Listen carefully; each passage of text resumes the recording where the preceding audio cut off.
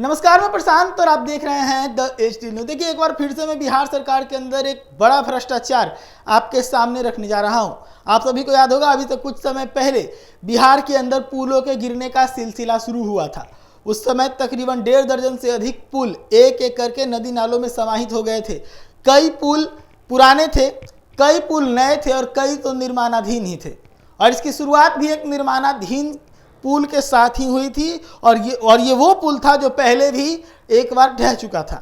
जी हाँ, बिल्कुल, आप सभी को याद होगा कि भागलपुर के पास बन रहे जो अगुवानी पुल है, अगुवानी पुल गिरा था। उसके बाद फेमस यूट्यूबर मनीष कश्यप इस पुल के पास गए थे और वहां से अपनी एक रिपोर्ट उन्होंने पेश किया था, जिसमें उन्होंने बताया था कि ये जो पुल है, इसके अंदर जो सामग्री है, उसका जो गुणवत्ता है वो इतना खराब है कि ये पुल फिर से कभी गिर सकता है, इस पर जांच होनी चाहिए।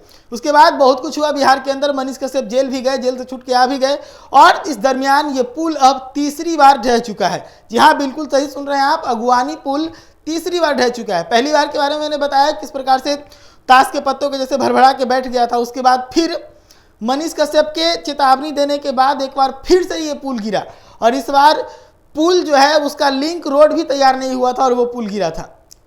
इसको लेकर खूब बवाल मचा, जांच कमेटियां बैठी, कई तरह के बिहार के अंदर राजनीतिक माहौल भी बने, बयानबाजियों का दौर भी शुरू हुआ, जांच कमेटी भी बनी। उसके बाद बिहार के अंदर पुलों के गिरने का सिलसिला शुरू हो गया।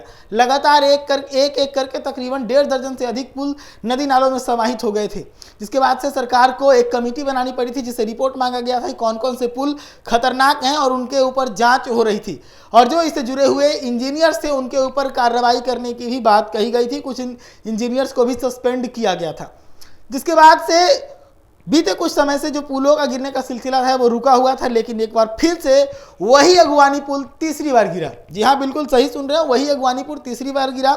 एक बार तब जब मनीष कश्यप जेल से बाहर थे और उस समय रिपोर्टिंग कर रहे थे तब, दूसरी बार जब मनीष कश्यप जेल के अंदर थे तब, और तीसरी बार जब मनीष कश्यप निकल के बाहर आए तब। और इसको लेकर लगातार महागठबंधन की सरकार आरोप लगाती है बीजेपी सरकार के ऊपर, और बीजेपी के और एनडीए के जो नेता हैं वो आरोप लगाते हैं महागठबंधन के ऊपर कि इनके ही कारण ये जो है इसमें घोटाला हुआ और इस प्रकार की घटनाएं घटित हो रही हैं। लेकिन तस्वीरों में देखिए आप किस प्रकार से एक बार फिर से अगुवानी पुल जो है वो ध्वस्त होता हुआ आपको नजर आ रहा होगा। एचडी न्यूज तीसरी बार भी आपके सामने खबर चला रहा है। इससे पहले भी 2 बार जब अगुवानी पुल गिरा था तब भी खबर चलाया था कि किस प्रकार से अगुवानी पुल में भ्रष्टाचार पेश है, किस प्रकार से उसके जो गुणवत्ता है उसके साथ खिलवाड़ किया जा रहा है।